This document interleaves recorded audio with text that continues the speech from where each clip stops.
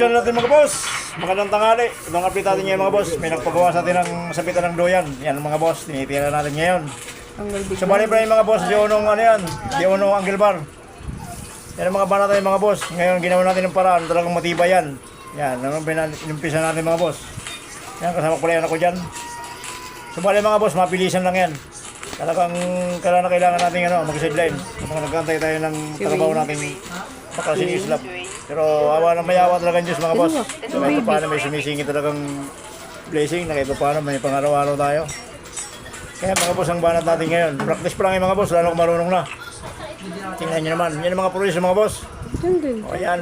Hindi talagang ispot ang unang todo para kahit paano hindi naman nakakaya sa paggawa. Saka yun pala mga boss, ano pala to? Kapatid to nung ginawa natin ng hagdan. So bali maestro pala mga boss, ginawa natin na to. Paggawa sa akin ng ganyan. Yan. So bali pala mga boss, ang ginanyan ko, nakadikit niya sa wall. Nakasabit yung duyan. Ito mga boss, yung ginawa natin video.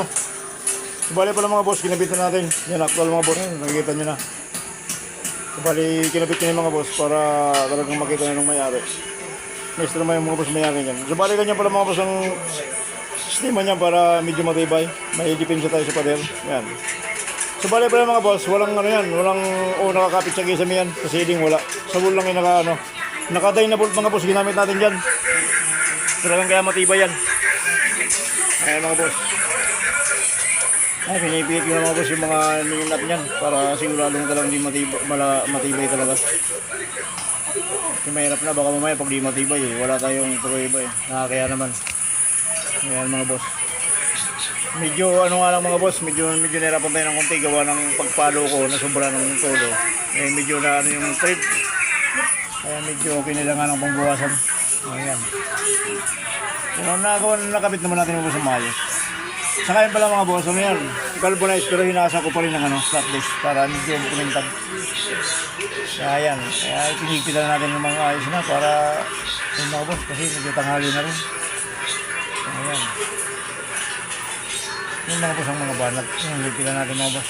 Binakakatala pala mga boss ginamit yun ng pangigpit. Ayan. Ligpitan natin mga boss yung may nakakanan. Para sigurado tayong malibay. Saka yun pala mga boss, medyo magbabaras tayo dyan para makita mismo yari nung talagang matibay. Makikita nyo mga boss yan sa video natin na talagang hindi basta gawa lang mga boss, walang may prueba talagang matibay yung gawa natin. Hindi yung basta kwento lang. Magagawa tayo, talagang success talaga hindi tayo mapapaya. Alam nyo naman mga boss. At sabihin nagpa-practice lang tayo, kailangan panigurado tayo matibay. Kasi dyan lang nakasalala yung nating kabuhayan Kailangan tayo pasiguro talaga. Kailangan pag nakita natin medyo sablay, huwag natin ituloy. Basta sa akin mga boss, ganyan ang mga pruebang pinagagawa ko. Medyo alanganin, hindi natin pwedeng ituloy kasi mahirap na O yan ang mga boss ang patunay, nakita nyo? Bilang isang patunay mga boss, nakita nyo yan. Sample pa lang yung mga boss. Uli lang yung mga boss kasi pakikita ko sa may-ari. Yan. Tingnan nyo naman. Nag-request pa mga boss yung may-ari. Pambira dyan siya. Pambira. Kita nyo. Kung gaano katingay nyo. Yan mga gawa natin mga boss. Bilang isang patunay. Nag-request yung may-ari mga boss. Tulitin niyo pala kuya. Kaya pakita nyo. Military kasi mga boss yung asawa niyan. Kaya medyo tayo naman. Bilang isang hamak lamang gagawa. Ay siyempre pakipag-ilis din tayo. Kasi para ibang kapagawa yan. Pinadami na yung mga basundo yan. Kaya nakabit na rin sa atin ngayon. Kaya tingnan nyo naman. Kaya nagpraktisan ko rin. Bahala na. Pero hindi malaglag yung bata yung mga boss. Siyempre boy nakasalalay dyan. Yan mayari mga boss. Yan. Hindi siya makapaniwala mga boss. Hanggang dito lang ang video natin. Bye!